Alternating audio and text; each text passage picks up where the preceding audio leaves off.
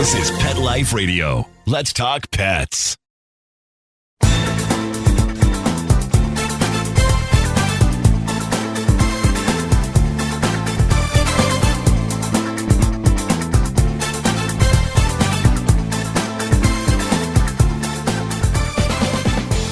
Hi, everybody. It's Cheryl from Unleashed, and today we have a very special guest, Debbie Kendrick from the Animal Behavior College in California. And I want to welcome you here, and we have lots to talk about. First off, Debbie, why don't you give us a little background about yourself and your relationship to the college, and then we could talk about what we want to talk about. All righty. Well, thank you very much for inviting me, Cheryl. It is a pleasure to speak with you and be on the show. My name is Debbie Kendrick. Like Cheryl said, I have been with Animal Behavior College for over 30 years now. I started my career with dogs back in the late 1980s, training dogs. Really, it was more of my sport before it actually became my way of life. So it's just kind of evolved. I'm lucky enough to do something every day that I absolutely love. And with dogs, you know, it definitely is an act of love. And, it is. And we want to talk about something that happened in November of this year. Okay. And, you know, I'm very, very sorry for, you know, your grandchildren having to go through this. And why don't you lead us up to what has transpired since and explain it to us? All right. Well, the day of the shooting, I was up. I was getting ready to go to work, and my cell phone rang. It was my daughter, Candace, and she was absolutely hysterical. She was telling me that there was a shooting at Saugus High School where my granddaughters go, and I could barely understand her. But when I finally understood, I was in shock. We found out later from the kids, Trinity and Tia, they were actually just about to walk onto the school grounds at the entrance of the school when they heard gunshots, and almost immediately the students began running out of the entrance toward my grandkids, screaming, "Run, run, run, there's a shooter." You know, I can't even imagine what went through their minds. Both my grandkids turned around and began running for their lives. They got to the car. My oldest granddaughter drives, and so, you know, they got to her car. They immediately called their mother, who was on the phone with me. So I was listening to all of this, and they said, "We're driving home now, Mom. We're driving home now." I said, I'm gonna break up right now. So, but they said, you know, in the few minutes that it took my grandkids to get home safely, it was like an eternity to both my daughter and myself. We're sitting there holding hands in the living room, staring out the window, waiting for the car to drive up. You know, it's just amazing what you said. You were shocked. It's just amazing that after all 45, you know, school shootings, that we still are shocked, because I'm crying now. And when these things happen, I'm terrorized, and I'm not in that state. I think it terrorizes everybody. It's not just the students. But I have to say that school, and I did some research on it, they just had a drill, I think, a week or two before. So they were, you know, in the mindset. And it's pretty sad that we send our kids to school and they have to be prepared for a wacko who wants to go out and shoot because of whatever's going on in their life, which we won't know. I know, and Santa Clarita Valley was recently named the 9th safest city in California and the 49th safest city in the United States, and it happened here. It can happen anywhere. Same thing with the kids Parkland. Aren't safe. Upscale community. The kids are safe. You know, it's crazy. It's, you know, something has to be done, but it's not being done, so we have to improvise. But these things terrorize the people who aren't there also. So it doesn't make anybody feel better to say we're with you. Of course we're with you. But, and even your grandchildren who left were terrorized. They don't even have to be there for it. And they could be terrorized because it's a terrorizing thing. That randomly somebody could have a gun, whether legally or illegally or whatever, you know, the whole thing is. It's a killing machine. And it's just I just don't get it. And of course, anybody in power who would be making the decision, they have security for their family. They're not like you and I who walk amongst. We go to the mall, we go to the movies, we go to a shopping center. It's anywhere. A soft target is a soft target. And that's what we all are. We're just targets. So, it's a horrible thing. But after that, I think the school opened up on the 2nd of December. Correct. And you pulled out all the stops. And yes, I did. I tried. Well, as a dog trainer for over 40 years, I've experienced firsthand how the calming effects of a therapy dog has on people, especially people who've been traumatized. The kids and people, they just respond so well to a therapy dog because dogs don't ask prying questions and they don't judge your reactions and they don't judge your feelings. They just want to be there to comfort you. Right. Because of that, I reached out to this fabulous organization called Pet Partners, and they were absolutely 100% on board with me from the moment I called. And between them and Animal Behavior College, we put together a whole team of therapy dogs to be at the gate as the children came through. So I watched their faces, turn from apprehension to joy. They couldn't wait to get to see the dogs. It was it was just wonderful to see. And I stayed there the whole day, and I watched them come and go, lunchtime, breaks, and in between classes, and they would just, they couldn't wait to get out of their class to go and see the dogs again. Well, that's a good thing because it takes their mind off of everything. Yes. And now they're all different types of dogs. I mean, it's not just shepherds or golden retrievers. It could be any kind of dog. I mean... Yes, therapy dogs come in all shapes and sizes. I just want everybody to understand that because... Oh, yeah. Because love is love and affection and support should be like that. Now, are the dogs still there or do you have some of them still there? Well, they come periodically now. We are being asked back occasionally. I've gone back a couple of times, but we also do want to not... while we absolutely want the kids to have, go back to, if you want to call it normalcy, I don't know how anybody could ever be normal again, but especially after this short of a period of time. But we do want some semblance of normalcy, if you will, at the school. That's what's been told to us from the, the professionals that are helping the kiddos, the mental health experts that are on campus. Right. And so they don't, they do want to go back to normal. They do love the distraction. So we are still going there, but not, not the way we did it the first week. They had it, Parkland had the dogs, and then they had a yearbook page for them, and I think they had 14 or 15.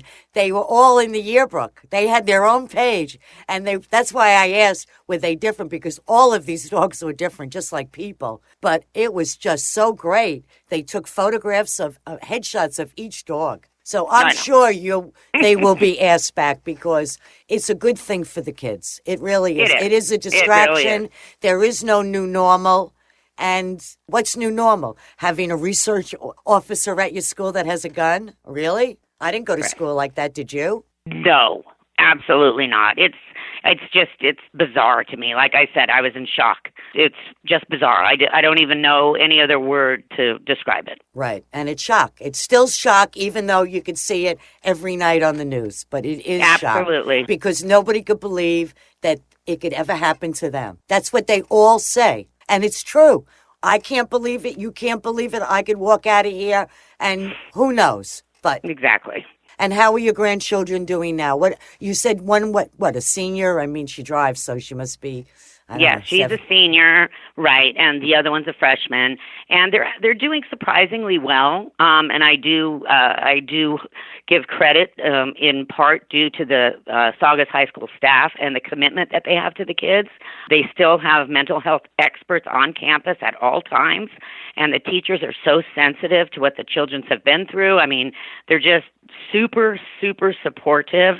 My youngest granddaughter knew both of the children that lost their lives. Oh, they were beautiful children, too. Beautiful kids, the boy and the girl. I know. And she knew both of them. They actually hung out in the same crowd because they're all in the same grade.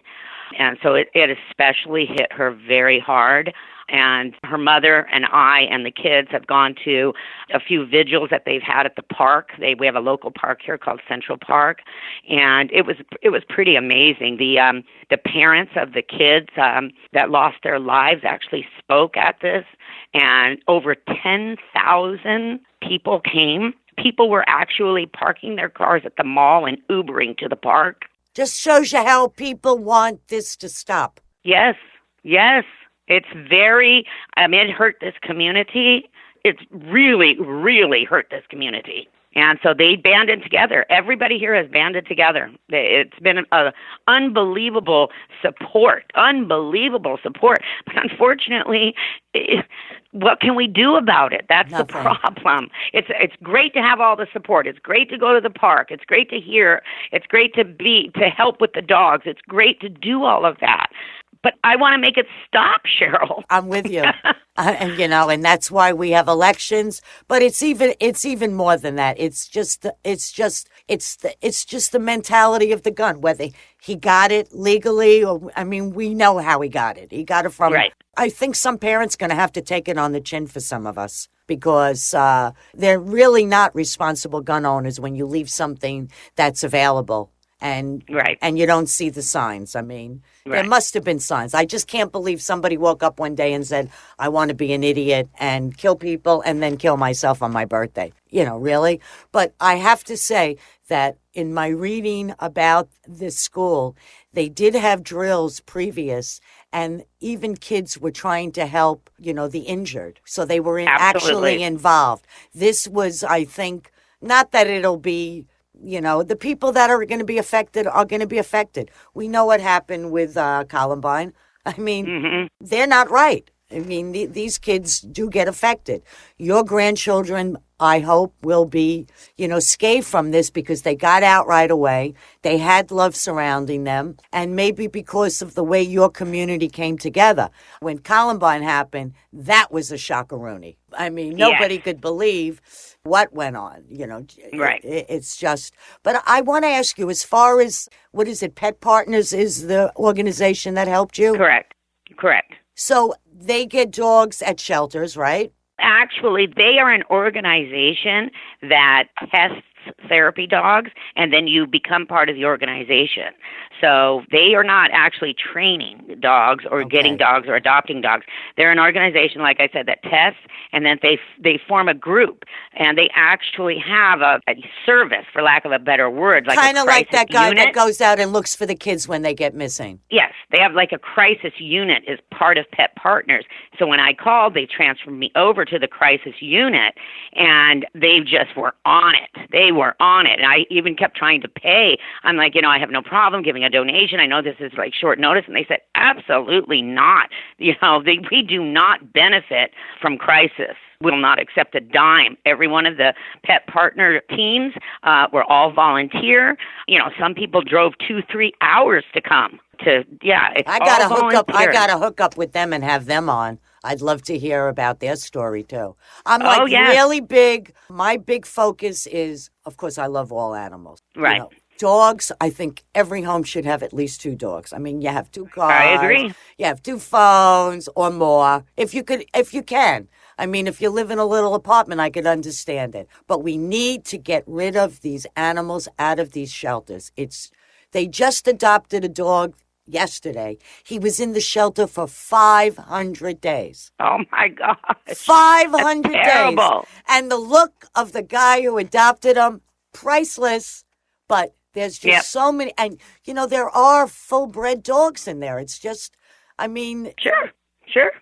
I think we're realizing now with all animals, with cows, with the goats, with the sheep, and donkeys, that animals, because these animals are actually friendly to each other on farms.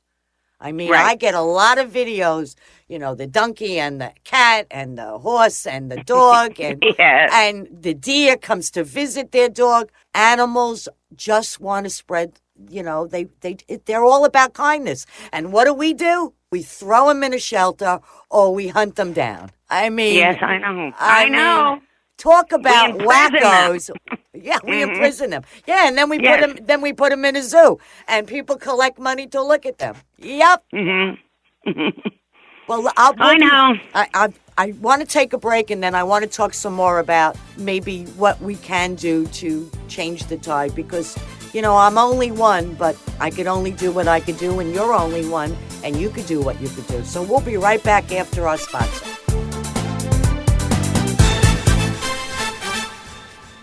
DINOVITE.com. When we put him on the Dynovite, he took right to it. All of these symptoms disappeared. Dynovite is nutrition. If you want the dog to be healthy, you got to feed it something healthy. Something that he actually likes to eat. You need to put him on Dynovite. Dynovite for life. If you love your dog, you don't just want him healthy, you want him to be happy.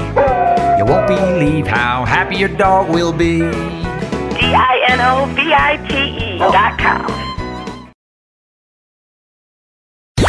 Let's talk pets Let's talk pets on Pet Life Radio. Pet Life Radio. PetLifeRadio.com.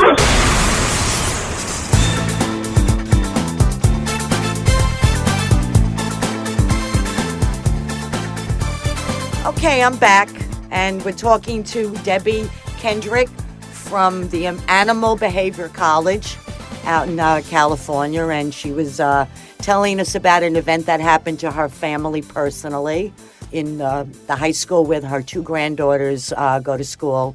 There was a shooting. Thankfully, it wasn't mass, but any kind of a shooting that's not on a range and it's not in war is something that, we're so shocked. So now we want to talk about maybe some of the different things we could do to help animals. And what do you think? Well, I think that animals, I think we need more therapy animals. They help not only, with tragic events such as this, but, they help children with autism, children with disabilities. And so obviously I work for Animal Behavior College. I'm the vice president here. Obviously, I'm a huge animal advocate, but it's a untapped resource. It's getting much more known now, right, how absolutely, useful they are and how good they are for us as human beings. They can really teach us a lot. Kind of like that saying, I wish I was the person my dog thinks I am. Yeah. I mean, because they're so or how good. about the more I get to know about people, I love my dog more.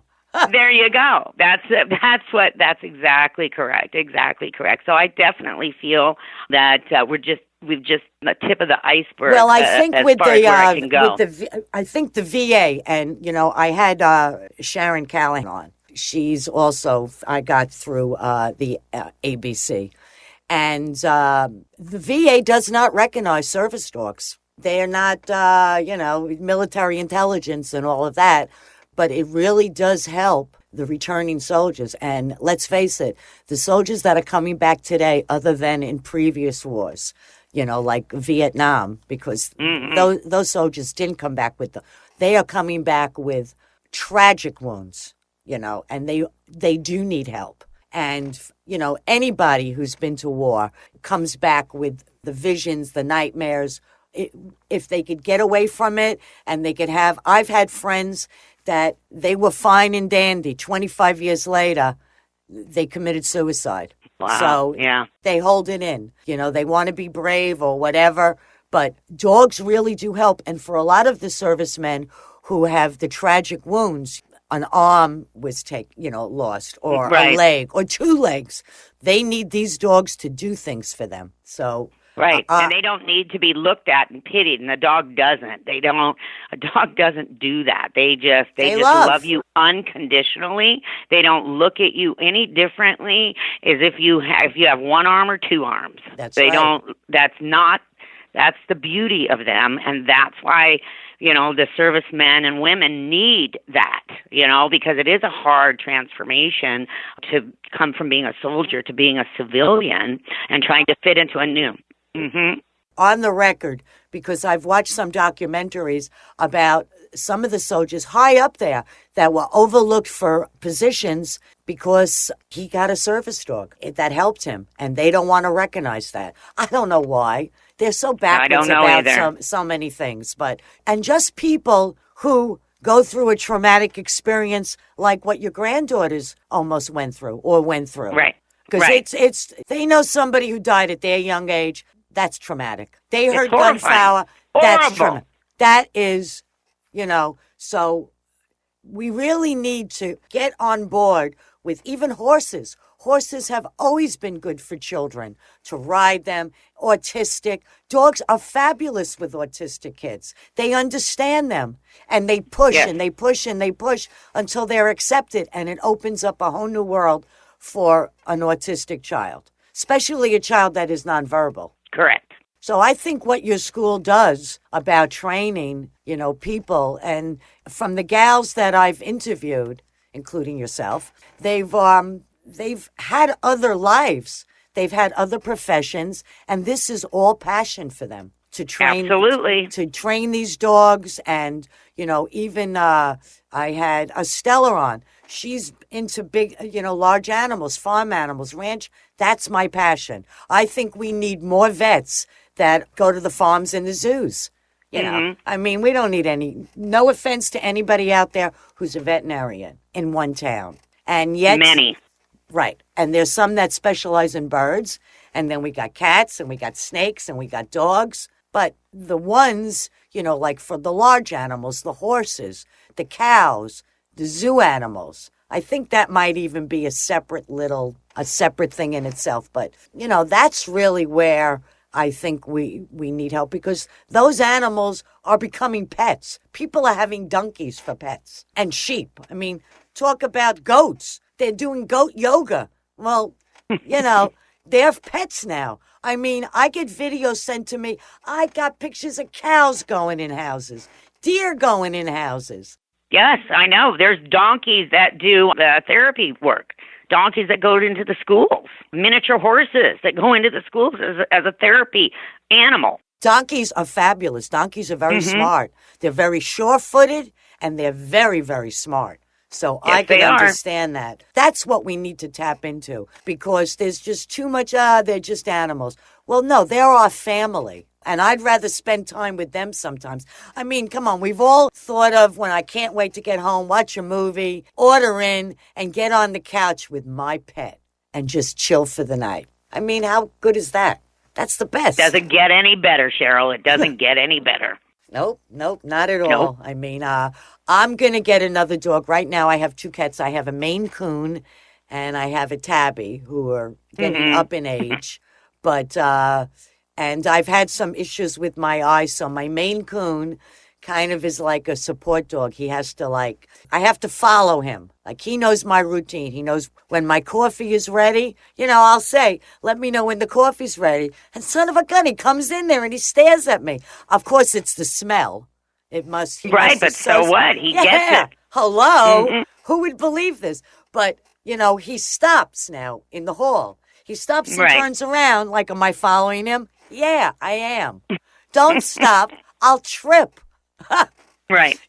I always have this vision. When you take off, they have to come up with some new kind of covers for cat cans, because I have visions of slipping on them, slitting my wrist, and bleeding out on my floor.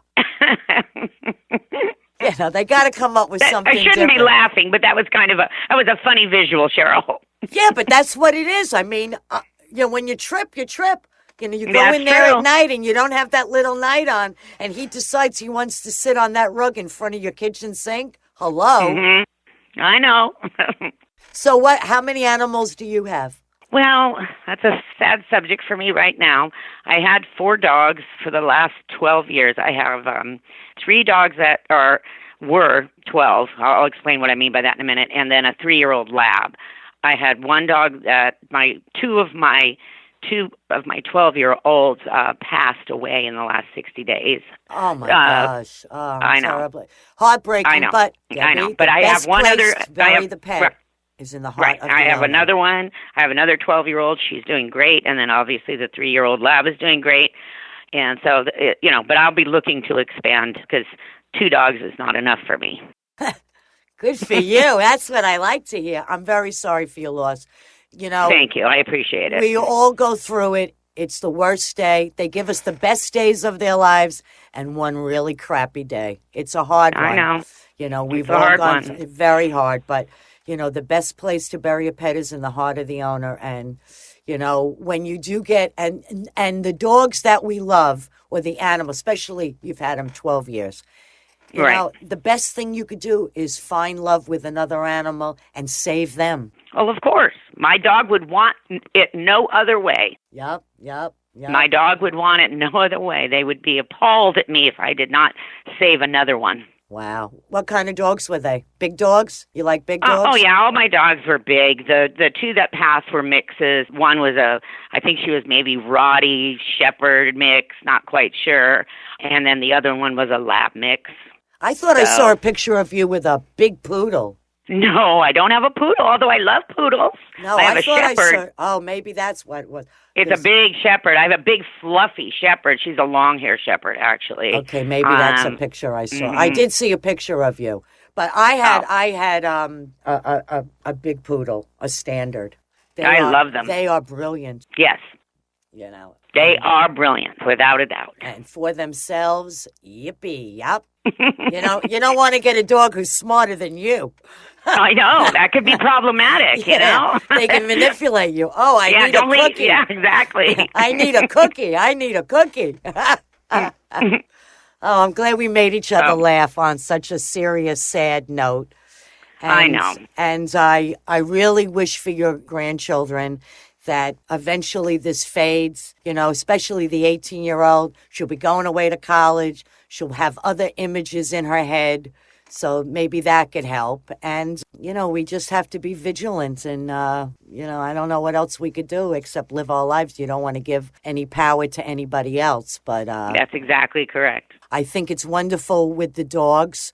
And what is the name? Pet Partners? Pet Partners, yes. Yeah, I'd like to hook up with them and talk to them. That's really interesting, especially that they come together. Yeah. Like the dogs that when a kid goes missing, the scent, they're already there, so they're not being trained. They're already, and it's good for them too. Right. This is an organization, right? That's an organization that tests. The dogs have to pass certain tests to even become a member of Pet Partners. Well, it's good that they're there because I remember during 9/11, they used to fake out the dogs because there wasn't anybody to find alive. So they would try to get dogs to find somebody because they feel bad when they don't find anybody. They understand. So they would have people be found so the dog would feel good that he did something good because there was nobody to find. There was nobody alive to find. You are correct. And so it is very, the dog takes on an awful lot of stress that people don't realize. Even therapy dogs, they only are allowed to work 2 hours at a time before they're given a break because when they're working, they're going from, in this case, they were going from child to child, and they're literally absorbing all the stress and anxiety themselves because it has to go somewhere, and that's what they do. How'd the kids do with them? They it was beautiful. It was beautiful. That's a big school, school, on the isn't floor. It? Yeah, it's a very big school. I think there's about 2,300 students. Oh, so it's a very big school, yes. Wow. The kids did great. A lot of the kids actually got on the ground with the dogs, because you had your little dachshunds there and your little poodles and a hot dog, huh? Yeah, you got your little hot dogs there, and then you have your big German shepherds there and your big pit bulls there. You had every kind of dog there that you could possibly imagine, and every mixture. Oh, that's great. That's that's a party. That was fun. I enjoyed it immensely. Every time I go, I love it. Now, the school is going to be on break for a couple of weeks, right? Yes, they are. So when they come back, do you think they would bring the dogs back? Because now it's a break, and now they come back. That's a really good suggestion, Cheryl. Thank you. I'm writing that down right now as a suggestion, and I'm going to reach out to Pet Partners and see what they think. Okay, give them my number. Tell them to call me. I will. Yeah, no, I want to talk to them because that's a great organization. And I like to understand because I didn't know that they came together already fully formed, but that's the way it has to be. We need that. Well, yes, because it's instant. You know, like it we happens. need surgeons. It's not a planned event. Yeah. A shooting is not a planned event. Right. And so when I called, literally I called and emailed 45 minutes. Somebody called me back. 45 minutes. called me back, and we were in play. Wonderful. I think that's a wonderful thing that really is a wonderful thing. And I think I know it really helped in Parkland. And like I said, they took pictures, they had a yearbook page. It was something for the kids, and they really needed that because. Well, what was really cool here too is each one of the therapy dogs had a business card with their name on it. Oh my God, I love it. And they were the owners of the therapy dogs were handing out the business cards of the dogs to all the students. And so what the students were doing, it was adorable. It was like collecting baseball cards. Yeah. Okay. They were running around and collecting all of the dogs' business cards. It was adorable. Adorable. And that was key. That was adorable. Yeah. Because each dog came with something else, a lick, maybe a nuzzle. A sniff. A paw. I love the ones they put, the child will sit down and they put their paw on the kid's knee. So cute. God bless us all.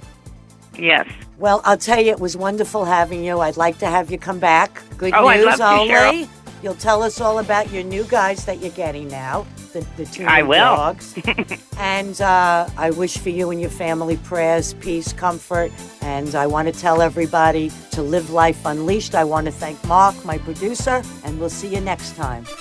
Let's Talk Pets, every week on demand, only on PetLifeRadio.com.